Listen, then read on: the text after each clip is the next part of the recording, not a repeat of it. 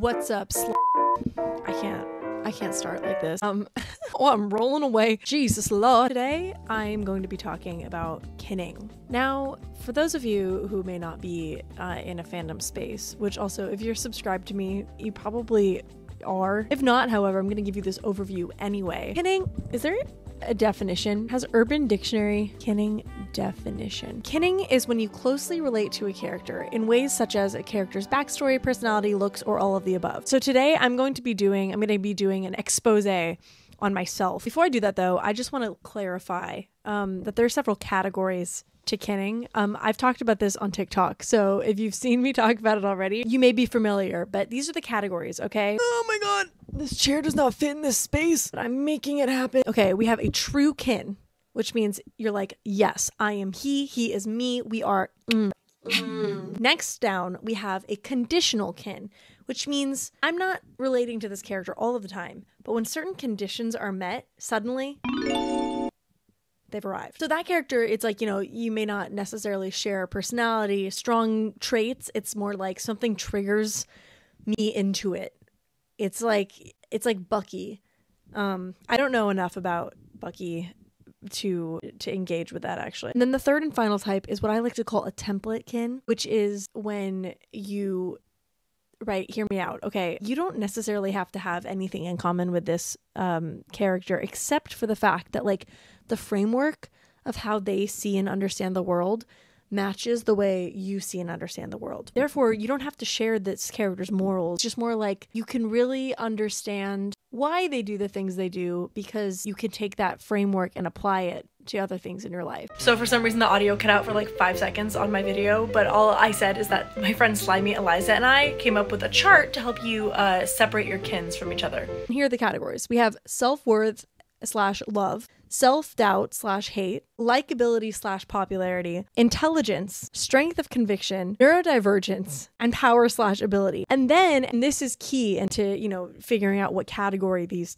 characters fit into, we have frequency and intensity. For example, you could have a kin that has very low frequency, but a very high intensity. And that would be a conditional kin, right? Where it's like, I'm not always relating to this character 100% of the time, but when he pops out, he pops out. Now that we have set up a way to talk about this, let's get into me exposing myself for content. If I was trying to not character assassinate myself, I'd start really bad, right? And then I'd be like, but look, it gets better. But I think for shock value and also the sake of suspense and theater and storytelling, we're gonna go in the opposite direction. So we're gonna start off with my first kin, one of my highest, Tanjiro. Here's Tanjiro Kamado. And for me, he is a true kin. He actually is the first character that I ever like kinned. I was like, I don't really understand what this is. Like, I don't know if I have any characters I feel like that about. And then I watched the first episode of Demon Slayer and I was like, oh, the way he has values, but then also, you know, it's like he's gonna kill the demon he needs to kill. I'm a recovered people pleaser and I'm working now on killing my demons when they pop up. He like holds space for what needs to be done, but also like feels bad about it. It's like his ability to have empathy for things and then also take care of business, I think I really relate to. Heavy on the empathy for things, less heavy on the taking care of business, but I'm working on it. Now, next up is the one, the only Satoru Gojo. This man.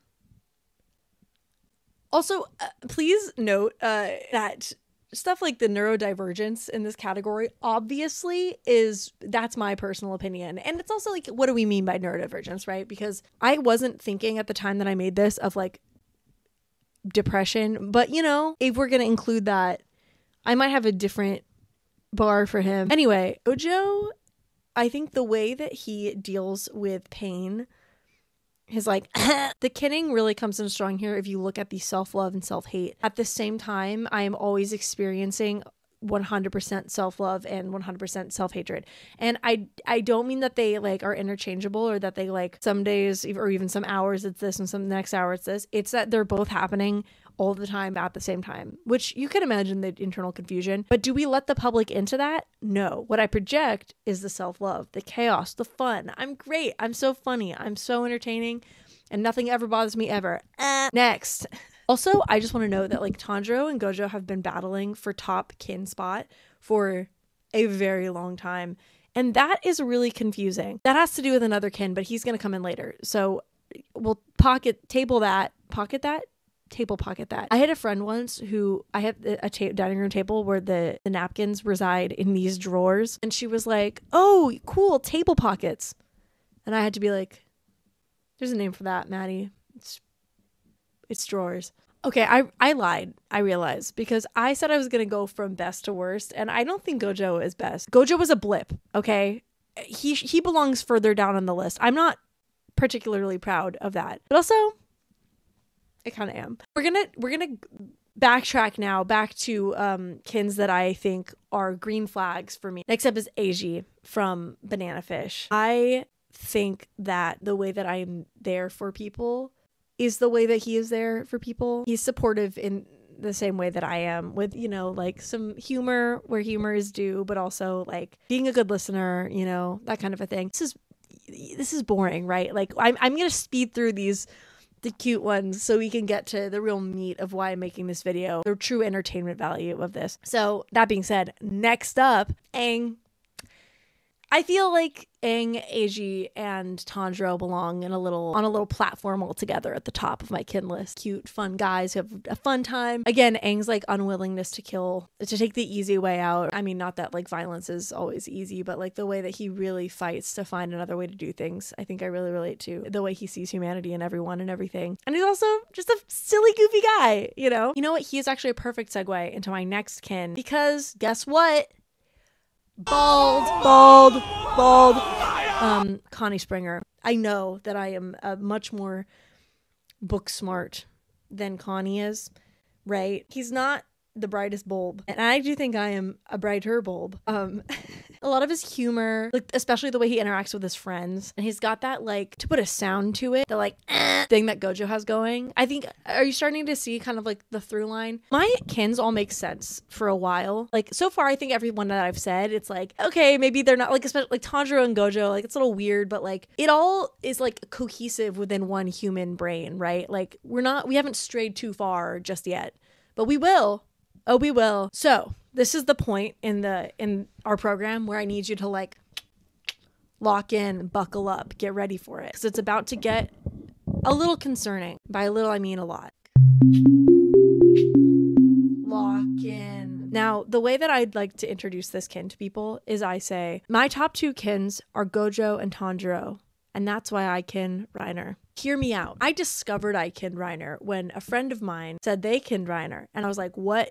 Are you need me to call someone, check you in somewhere? And she was like, no, hear me out. And she explained why she kin Reiner, and I was like, I fear I now also do. I think Reiner is for the girlies who are in transit from one version of themselves to the next. I feel recently that I have undergone a huge growth and like personality change in a positive way, in a way that is healthy. However, basically I'm transitioning out of like a lifetime of people pleasing.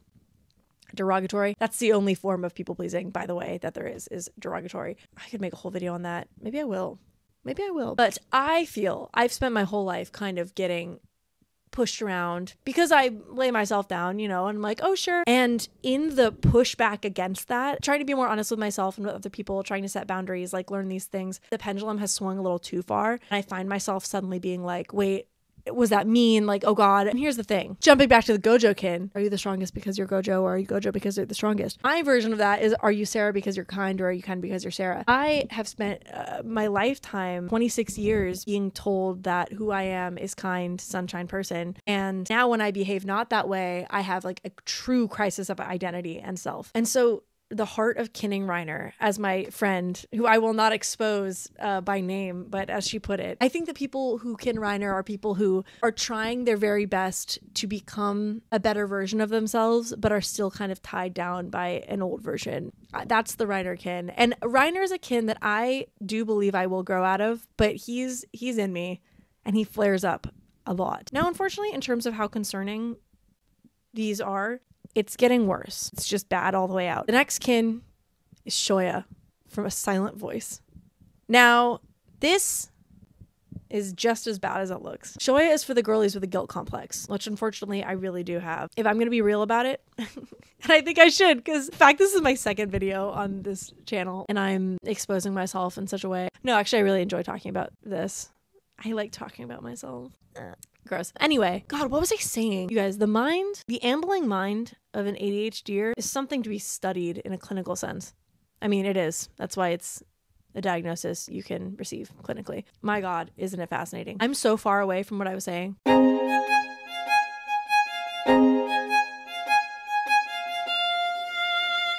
This is 0% performance. I really don't know what I was talking about. Guilt complex. ADHD. Oh my God. Okay, wait. It all ties in actually. So my ADHD paired with my friendliness to people, because I love people. I love meeting people. I love engaging with people. I love having like instant deep conversations, but that combo was dangerous. Basically, when I was younger and when I was first forming some like formative friendships, I got in really quickly over my head, socially speaking. I like would overcommit myself, like fill up my schedule, not be able to, follow through, and then would feel so bad about that then I would double down, overcommit again. I got into this cycle of being like, oh, I am unreliable. Now that I have better relationships and better friendships and healthy communication with people, I still am plagued by guilt and have this like completely blown out of proportion sense of responsibility for people. If you've seen A Silent Voice, you'll know why that resonates. Not specifically that situation, but like the guilt. Gojo would be ashamed that Shoya exists in the same mind. He'd be like, get the fuck out of here. I think he'd be like, this is embarrassing. Okay, confession time. I tried to make this video once before. Actually, I did make this video once before. And the next kin, at the time I made it, was the last one and was by far the worst. From Shoya, we're about to take a huge jump down. Now, the thing with this, so since making the first draft of this video a while ago, I have developed a new kin that at first was a joke and has become real. And if you're here from TikTok, you know probably what I'm gonna say, but it's the best. The best will be for last. So we're on the second to last one, but I just want you to know that this used to be in my mind like the worst possible thing to admit, like this character I'm about to announce. And that kin is Rohan Kashibe. Now please note the frequency intensity portion of this chart, okay? Rohan is not within me all the time. Rohan does not present himself all of the time, but I'm an artist, I'm a writer, and I am a professional actor, and I think every artist has a little Rohan in them, but he's in me in a big way. It's like I rarely get nasty, but when I get nasty, it's the way that Rohan is nasty. And that's like you make a grammar mistake in front of me, the swiftness, the way I will break my neck to turn around and correct you with gleefully. It's such an ugly side of me, but I can't.